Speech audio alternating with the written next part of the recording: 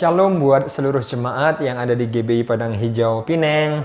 Tuhan memberkati kita sekalian dan pagi hari ini kita kembali akan melihat firman Tuhan di dalam ibadah kita. Dan tema khotbah yang kami siapkan hari ini, yang Pak Gembala siapkan hari ini, iman yang mewujudkan kemenangan. Nah, saudara-saudara yang Tuhan kasihi, kalau minggu yang lalu kita sudah belajar tentang iman yang extraordinary, iman yang luar biasa. Dan hari ini kita akan melihat lebih jauh bagaimana cara kerja iman dalam diri seseorang sehingga iman itu akan membawanya pada kemenangan. Nah, saudara-saudara, sering sekali iman bekerja pada hal-hal dan situasi dan kondisi di mana keadaan sepertinya tidak mendukung. Sering sekali, saudara, untuk mewujudkan apa yang menjadi kerinduan hati kita, kita menyebutnya sebagai kemenangan yang ingin kita raih. Kemenangan dalam pelayanan, kemenangan dalam pekerjaan, kemenangan dalam pergumulan terhadap jawaban doa kita. Sering sekali kita dihadapkan pada situasi-situasi yang sepertinya tidak mungkin. Sering sekali kita dihadapkan pada situasi-situasi sepertinya tidak mendukung. Nah, karena itulah dibutuhkan iman. Iman bekerja di dalam hidup saudara, dalam hidup kita sekalian untuk mewujudkan kemenangan di dalam kehidupan kita. Nah, hari ini kita akan belajar tentang seorang yang memiliki iman yang demikian teguh sehingga iman yang ada dalam hatinya dalam merespon segala keadaan walaupun tanda kutip dia diperlakukan tidak adil, seakan-akan dia diperlakukan tidak adil, saudara-saudara, tetapi dia tidak merespon ketidakadilan dengan hal-hal yang negatif, tetapi dia malah merespon ketidakadilan yang dia alami, saudara-saudara, dengan sebuah sikap iman yang benar, sehingga dengan demikian iman yang ada padanya mewujudkan apa yang menjadi kemenangan dalam diri wanita ini. Kisah tentang wanita ini kita akan lihat di dalam Matius pasal 15 ayat 21 sampai ayat yang ke-28. Demikian firman Tuhan. Lalu Yesus pergi dari situ dan menyingkir ke daerah Tirus dan Sidon. Maka datanglah seorang perempuan Kanaan dari daerah itu dan berseru, "Kasihanilah aku ya Tuhan, anak Daud, karena anakku perempuan kerasukan setan dan sangat menderita." Tetapi Yesus sama sekali tidak menjawabnya.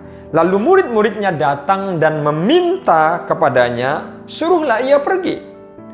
Ia mengikuti kita dengan berteriak-teriak. Jawab Yesus, "Aku diutus hanya kepada domba-domba yang hilang dari umat Israel." Tetapi perempuan itu mendekat, menyembah dia sambil berkata, "Tuhan, tolonglah aku." Tetapi Yesus menjawab, "Tidak patut mengambil roti yang disediakan bagi anak-anak dan melemparkannya kepada anjing." Kata perempuan itu, "Benar Tuhan, namun anjing itu makan remah-remah yang jatuh dari meja tuannya."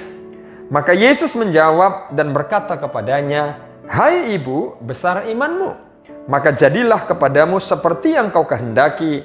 Dan seketika itu juga anaknya sembuh. Nah, saudara-saudara, kalau saudara cermat memperhatikan ayat demi ayat mulai dari ayat 21 sampai ayat 28, maka seakan-akan kita bisa melihat bagaimana wanita yang Alkitab sebut perempuan Kanaan ini sesungguhnya tidak mengalami jalan yang mudah untuk dia mengalami pertolongan Tuhan. Dia punya pergumulan yang berat, saudara-saudara. Ayat 22 dari Matius pasal 15 menjelaskan pergumulan apa yang sedang dirasakan oleh wanita ini. Pergumulan daripada wanita ini adalah anak yang dia sangat kasihi itu kerasukan setan. Dan bukan hanya itu, saudara-saudara, akibat dari dia kerasukan setan, Alkitab menulis pada ayat 22, anak daripada wanita ini sangat menderita. Orang tua manakah yang sanggup melihat penderitaan anaknya, saudara-saudara? Umumnya kalau ada orang tua memiliki anak dan anak itu punya penderitaan, maka orang tua akan mencari segala cara, mencari segala solusi, berjuang sehingga penderitaan daripada anaknya berakhir. Nah, itu sebabnya saudara-saudara yang Tuhan kasihi, wanita ini berjuang. Lalu dia bertemu dengan Yesus dan rombongan pada waktu itu. Yang saya maksud rombongan pada waktu itu adalah murid-murid yang menyertai dia. Lalu wanita ini berkali-kali saudara memohon, tetapi jalan yang kita temukan tidak mudah. Pertama, dia didiamkan. Yang kedua, dia disuruh pergi. Yang ketiga, Yesus tidak serta-merta menjawab doanya. Lalu terjadi beberapa dialog di dalamnya yang menunjukkan kerendahan hati daripada ibu ini. Bahkan menunjukkan bagaimana ibu ini memiliki sebuah spirit, sebuah roh yang tidak mudah menyerah dan terus berjuang untuk apa yang dia yakini. Sehingga pada akhirnya Yesus berkata, "Ibu, besar imanmu, maka jadilah padamu seperti yang kau kehendaki." Lalu Alkitab katakan seketika itu terjadilah mujizat dan anaknya pun sembuh. Nah, saudara-saudaraku yang Tuhan kasihi, kita akan belajar dari kisah kehidupan ibu ini, di mana ketika dia diperlakukan tanda kutip seakan-akan tidak adil, seakan-akan disepelekan, seakan-akan dia mengalami hal-hal yang rasanya tidak adil, tetapi dia merespon ketidakadilan yang dia rasakan itu dengan bersikap benar, di mana dia semakin memurnikan imannya. Dengarkan ini baik-baik. Ketidakadilan yang engkau alami justru menjadi kesempatan bagi kita untuk semakin memurnikan iman kita. Ketidakadilan yang kita alami justru menjadi kesempatan bagi kita untuk memurnikan motivasi kita. Ketidakadilan yang kita alami justru menjadi kesempatan bagi kita untuk kita merendahkan diri di hadapan Tuhan dan benar-benar berharap pada pertolongan dan solusi yang datangnya daripada Tuhan. Nah, saudara-saudara yang Tuhan kasihi, tetapi sebelum saya khotbah lebih jauh, saudara-saudara, supaya kita bisa memahami sehingga kita tidak salah menafsirkan seakan-akan dialog yang terjadi antara Yesus dengan wanita ini kok sepertinya ada kata-kata yang sepertinya tidak pantas ya, kasar ya. Maka saya akan menjelaskan secara sekilas kronologis daripada peristiwa ini. Nah, Bapak Ibu saudara-saudara, sebenarnya peristiwa ini Alkitab tulis pada ayat 21, lalu Yesus pergi dari situ dan menyingkir ke daerah Tirus dan Sidon. Kalau selama ini Yesus melayani di seputaran Galilea ke Yudea, bahkan sekali-sekali ketika dia transit singgah atau melewati Samaria, dia juga pernah berkesempatan melayani perempuan Samaria di satu sumur yang Alkitab katakan sumur daripada Yakub di satu kota yang bernama Syikar. Nah, saudara-saudara yang Tuhan kasih, juga terjadi dialog di sana di mana wanita ini atau perempuan Samaria ini dilayani oleh Tuhan Yesus dan dia kemudian bertobat. Nah, saudara-saudara, tetapi kali ini Yesus menyingkir ke teritorial, menyingkir ke wilayah yang lebih jauh. Tidak lagi masuk ke wilayah Galilea, Yudea, yang notabene kita menyebutnya sebagai daerah tanah perjanjian, walaupun pada waktu itu, saudara-saudara, Israel telah ditaklukkan oleh Kekaisaran Romawi, dan pada waktu itu telah ditempatkan gubernur-gubernur yang menjadi penguasa atas provinsi Galilea, provinsi Yudea, dan demikian seterusnya. Dan ayat 21 menjelaskan Yesus pergi menyingkir ke daerah Tirus dan Sidon. Tirus dan Sidon ini adalah sebuah daerah yang keluar dari perbatasan tanah perjanjian pada waktu itu.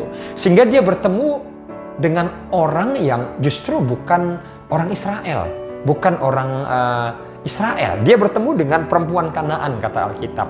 Dan konsepsi keyahudian pada waktu itu, saudara-saudara, setiap orang yang bukan orang Yahudi, mereka memandangnya sebagai orang yang bukan tahir, orang yang tidak tahir. Dengan kata lain, orang yang najis. Mungkin istilah yang mudah lebih mengerti di zaman now ini dianggap sebagai orang-orang kafir. Nah, saudara-saudara, ketika kata kafir diucapkan pada konteks waktu itu, saudara, itu adalah kata yang menggambarkan bagaimana mereka adalah orang-orang yang sangat tidak layak untuk berkumpul dengan orang-orang Yahudi. Makanya kalau saudara ingat bagaimana ketika Yesus meminta air minum kepada perempuan Samaria, perempuan Samaria itu berkata, "Engkau yang seorang Yahudi meminta minum daripadaku orang Samaria?" Lalu ada keterangan Alkitab, orang Yahudi tidak bergaul dengan orang Samaria. Jadi saudara-saudara yang Tuhan kasihi, ini menjelaskan kepada kita, sehingga ketika kita temukan kata-kata seakan-akan itu kasar, pada konteks di waktu itu adalah kata-kata yang bisa dipahami oleh perempuan itu dan dia merespon dengan benar. Nah saudara-saudara, apa yang menjadi kunci sehingga wanita ini di tengah keadaan yang tidak adil yang dia rasakan, dia bisa menjadikan imannya berkemenangan, dan lewat iman yang teguh itu di tengah ketidakadilan yang dia rasakan, dia mewujudkannya, merespon ketidakadilan itu menjadi sebuah kemenangan. Yang pertama yang kita pelajari dari wanita ini adalah dia adalah seorang yang proaktif, saudara-saudara. Saya menyebutnya, apa yang harus kita lakukan agar kita dapat mencapai kemenangan melalui iman? Maka yang pertama, kita harus proaktif dalam segala hal. Lawan daripada proaktif adalah pasif. Wanita ini dia proaktif. Ketika dia mengetahui di dekat dia ada Yesus, di dekat dia ada berjalan Yesus dan rombongan, dia proaktif. Dia berteriak, Yesus, anak Daud, kasihanilah aku. Dia memanggil Tuhan dan dia meminta pertolongan. Nah saudara-saudara, di tengah keadaan yang berat dalam hidupmu, dibutuhkan sikap yang proaktif. Dengarkan ini baik-baik, jemaat yang Pak Gembala kasihi, di tengah pergumulan yang kau alami di Pineng ini, di tengah pergumulan yang kau hadapi dalam hidupmu, ada sebuah kebenaran yang saudara harus pahami. Aktifkan iman saudara. Lalu sebagai tindakan konkret daripada aktifnya iman saudara adalah engkau harus proaktif dalam segala hal. Jangan jadi anak-anak Tuhan yang pasif, tapi aktif. Kata aktif di sini ada perjuangan yang saudara harus lakukan. Ada tindakan nyata yang saudara harus lakukan. Maka wanita ini dia proaktif menanggapi apa yang Allah sedang kerjakan dalam hidupnya. Maka ketika dia melihat peluang, dia tidak mau menyerah. Dia proaktif. Dia bersikap benar. Dia proaktif dengan berseru memanggil Tuhan. Nah karena itu saudara-saudara yang Tuhan kasihi, kita harus menjadi pribadi-pribadi yang proaktif. Nah ini yang pertama, jadilah anak-anak Tuhan yang proaktif. Jadilah anak-anak Tuhan yang fokus pada solusi, bukan fokus pada persoalan. Jadilah anak-anak Tuhan yang berorientasi pada jalan keluar, pada solusi. Sehingga dia tidak hanya berorientasi pada rasa ketidakadilan yang dia alami. Saya kok diperlakukan seperti ini ya? Teman-teman saya kok ngomongnya begitu ya tentang saya ya? Lah saya ini kurang apa? Kok mereka masih tetap saja bersikap seperti itu? Nah itu adalah sikap-sikap yang pasif. Kita harus merespon ketidakadilan dengan sikap yang benar. Ingat sekali lagi, ketidakadilan yang kau alami justru menjadi kesempatan bagimu untuk membuktikan diri bahwa engkau tidak sama dengan orang-orang yang memperlakukanmu dengan tidak adil. Kalau engkau merespon dengan salah, apa bedanya engkau dengan mereka? Apa bedanya dirimu sebagai anak-anak Tuhan dengan orang yang memperlakukanmu dengan tidak adil? Tanamkan sebuah prinsip. Orang lain boleh saja berlaku tidak adil kepada saya. Itu adalah hak mereka. Tapi adalah hak saya untuk merespon dengan benar setiap ketidakadilan itu. Itu yang dimaksud dengan proaktif. Ini yang pertama. Yang kedua, maka kalau kita lihat saudara-saudara, wanita ini hampir sekitar 5-6 kali sebenarnya ditolak. Dikatakan saudara-saudara pada ayat 23, Yesus sama sekali nggak menjawabnya. Lalu murid-muridnya datang memintanya supaya dia pergi. Dia malah tidak pergi, tapi malah dia berteriak-teriak memanggil Tuhan. Lalu ketika itu Tuhan Yesus berkata, aku ini hanya diutus kepada domba-domba yang hilang dari umat Israel. Ingat, wanita ini bukan bangsa Israel, ya. Tapi wanita ini kemudian berkata, Tuhan tolonglah aku, dan lalu dia menyembah Tuhan. Lalu Tuhan berkata, tidak pantas memberikan roti yang seharusnya untuk anak-anak kepada anjing dan melemparkannya kepada anjing.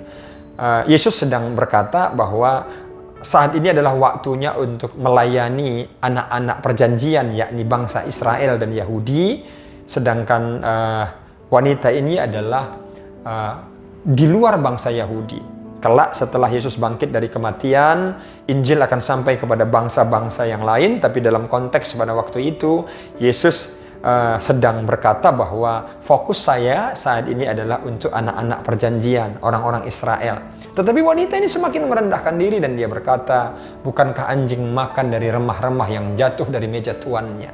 Dengan kata lain, seakan-akan dia berkata, walaupun saya nggak layak Tuhan, walaupun saya ini orang kafir Tuhan, walaupun saya ini orang najis Tuhan, tapi tolonglah saya.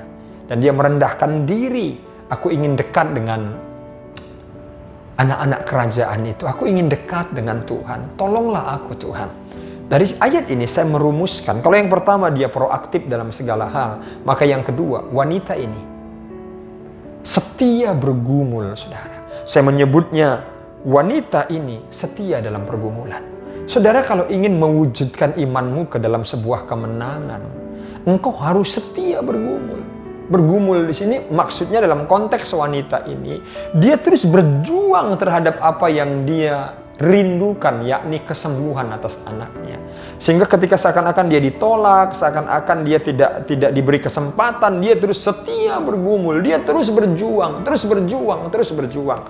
Aplikasinya dalam hidup saudara apa? Aplikasinya begini. Bisa jadi hari ini engkau berdoa buat apa yang menjadi cita-citamu. Bisa jadi hari ini engkau berdoa buat apa yang menjadi harapanmu, anak-anakku semua yang ada di Pineng. Tetapi setelah sebulan berdoa, 2 kali berdoa, 5 kali berdoa, kok sepertinya belum ada jawaban ya?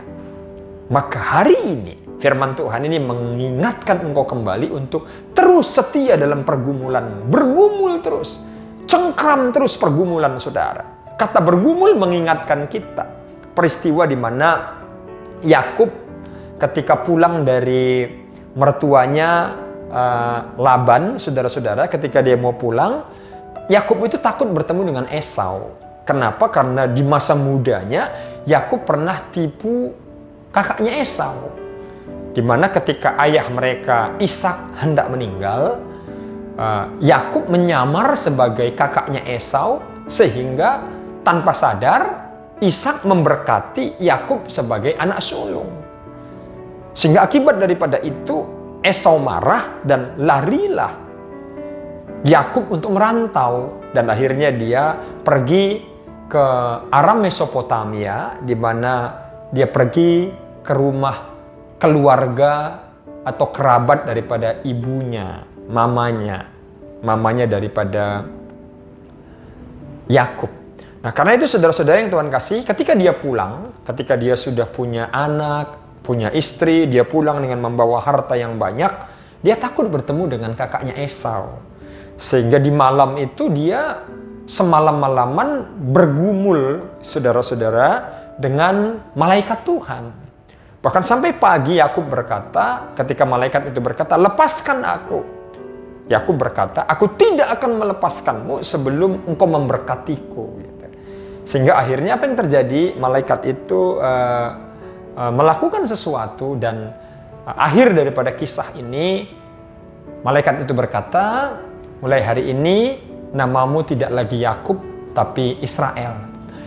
Yakub itu artinya penipu, pembohong, pencuri, pokoknya yang hal-hal yang jelek, tetapi kemudian namanya diubah Tuhan menjadi Israel. Israel artinya the Prince of God, pangerannya Allah. Kata bergumul itu mengingatkan kita tidak mudah, butuh perjuangan. Nah, karena itu saudara-saudara, kalau hari ini engkau sudah berdoa sekian lama, belum juga dijawab, setia terus dalam doa saudara. Setia terus dalam pengharapan saudara. Bergumul dalam doa saudara. Bergumul dalam pengharapan saudara. Sampai suddenly, tiba-tiba pertolongan Tuhan akan engkau alami. Itu yang kedua. Yang terakhir, saudara-saudara yang Tuhan kasihi. Kalau yang pertama, jadilah pribadi yang proaktif dalam segala hal. Proaktif. Yang kedua, jadilah pribadi yang setia dalam pergumulan. Maka yang ketiga, jadilah pribadi yang mengaku dalam keterbukaan. Ya, saya menulisnya dalam catatan khotbah ini, kita harus penuh dengan kejujuran dalam pengakuan, jujur terhadap keberadaan kita. Wanita ini ketika dikatakan oleh Tuhan Yesus tidak patut memberikan roti yang buat anak-anak, lalu melemparkannya kepada anjing. Dia menangkapnya dengan konsep yang benar. Dia tidak berkata, "Ih, kejam banget ini. Kata-katanya kasar banget ya." Enggak. Dia mengaku, "Benar Tuhan, kami ini bangsa di luar bangsa perjanjian. Benar Tuhan, kami ini nggak layak Engkau tolong Tuhan. Tetapi tolong mohon kemurahan-Mu. Ini dia sadar keberadaan dia. Dia mengaku dalam kejujurannya. Kita juga perlu begitu, saudara. Tidak ada di antara kita ini siapapun yang sudah benar-benar sempurna, yang tanpa dosa, tanpa kesalahan. Lalu kita merasa pantas untuk menjadi pelayan Tuhan, pantas menjadi anak Tuhan. Kita ini semua punya kekurangan. Tapi hari ini khotbah ini mengingatkan kita, kalau engkau berani jujur terhadap apa yang menjadi kekuranganmu dan engkau jujur dalam pengakuanmu. Kalau engkau merasa hari-hari ini engkau jauh dari Tuhan, engkau malas ibadah, lebih baik engkau jujur dalam pengakuan dan berkata, Tuhan, kenapa ya aku hari-hari ini malas ibadah? Tarikan dunia ini seakan-akan mulai menarik diriku, tapi aku ingin Tuhan tetap setia menjadi jemaat yang baik. Aku ingin melayanimu, Tuhan, beri aku kekuatan. Maka kekuatan daripada Tuhan akan menolong saudara. Jujur dalam pengakuan, Tuhan, aku mau melayani Tuhan, tapi kok sepertinya aku merasa aku nggak punya kemampuan, Tuhan. Aku menjadi song leader, singer, suaraku terbatas.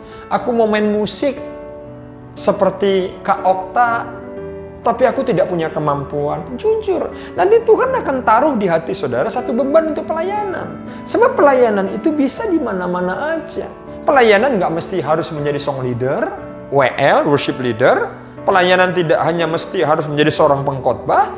Pelayanan tidak hanya mesti menjadi seorang pemain musik. Tetapi engkau bisa melayani dengan menjadi berkat bagi banyak orang lain. Nanti Tuhan taruh sesuatu di hati saudara. Kalau saudara ahli di media sosial, saudara ahli di multimedia, saudara bisa Tuhan pakai di balik layar, ngedit di komputer, ya kan? Kemudian saudara menjadi admin media sosial pelayanan kita, bisa. Bisa saudara-saudara, apapun bisa. Atau saudara menjadi orang yang memberikan hati untuk berkunjung, menguatkan yang lain. Mungkin saudara belum terlalu fasih untuk bahas firman, tapi cukup saudara ketika ada jemaat kita di Pineng yang saudara lihat sudah berminggu-minggu tidak ibadah, kita besuk dia, atau kita call dia, kita WhatsApp dia, kuatkan dia, itu udah cukup. Karena itu kita jujur pada keberadaan kita, dan saya percaya pintu mukjizat Tuhan bisa lakukan selebihnya. Sehingga dengan demikian kalau kita memiliki 3 sikap yang saya sebut, sikap unggul, sekalipun kita seakan-akan tidak diperdulikan, seakan-akan mengalami ketidakadilan, tapi kita meresponnya dengan luar biasa, engkau akan menjadi pemenang-pemenang yang hebat. Engkau akan menjadi anak-anak yang luar biasa, anak-anak Tuhan yang hebat dan luar biasa. Doa Pak Gembala, setiap jemaat yang ada di Pineng terus bertumbuh, walaupun seakan-akan ada rasa tidak adil. Ya, rasa tidak adil seperti apa? Ya, banyak ketidakadilan yang saudara alami. Banyak ketidakadilan yang saudara alami. Tetapi bersama Tuhan, engkau akan mengalami pertolongan Tuhan. Doa Pak Gembala, kita tetap kuat, kita tetap sehat, dan kita merespon ketidakadilan dengan sikap yang benar. Sehingga nama Tuhan dipermuliakan dalam kehidupan saudara. Apapun yang menjadi pergumulanmu hari ini, angkat tanganmu di hadapan Tuhan. Apapun yang menjadi persoalanmu hari ini, Tuhan sanggup menolong saudara. Tetapi sanggupkah engkau menjadi anak-anaknya yang proaktif? Sanggupkah engkau menjadi anak-anaknya yang setia dalam pergumulan? Sanggupkah engkau menjadi anak-anaknya yang jujur dalam pengakuan? Itulah yang menjadi pergumulan kita. Tuhan, engkau melihat anak-anakmu yang sedang mengangkat tangan. Aku berdoa dari tempat ini, mengangkat tangan berdoa bagi mereka, supaya mereka yang saat ini sedang setia dalam pergumulan mereka, Tuhan tolong. Namamu ditinggikan di atas hidup mereka, ya Aba. Kalau ada di antara mereka yang sedang berbeban berat, bergumul demikian hebat, Tuhan tolong mereka. Demikian juga berikan mereka hati nurani yang murni untuk setia mengasihi Tuhan, setia melayani Tuhan di negeri yang dimana mereka jauh dari keluarga. Berkati juga keluarga mereka di Indonesia, di Medan, di kampung, dimanapun keluarga mereka berada. Tuhan, tolong seluruh keluarga mereka. Dan tolong juga mereka, pekerjaan mereka, kilang mereka Tuhan berkati. Aktivitas-aktivitas mereka di pekerjaan Tuhan berkati melimpah-limpah. Jauhkan mereka dari sakit penyakit mara bahaya, dan pertolongan Tuhan sempurna bagi mereka. Hamba berdoa bagi mereka yang sedang mengalami pergumulan yang khusus, apapun yang menjadi persoalan mereka yang berat, tangan Tuhan tidak pernah terlambat memberikan pertolongan. Tangan Tuhan dengan penuh kemurahan tidak pernah terlambat untuk memberikan jalan keluar. Berkati setiap jemaat yang ada di Pineng. Di dalam nama Tuhan Yesus kami berdoa, kami mengucap syukur. Haleluya, haleluya, amin. Tuhan memberkati, tetap semangat apapun keadaan saudara. Jadilah anak-anak Tuhan yang proaktif. Tuhan memberkati. Shalom, salam kasih dari Pak Gembala. Haleluya.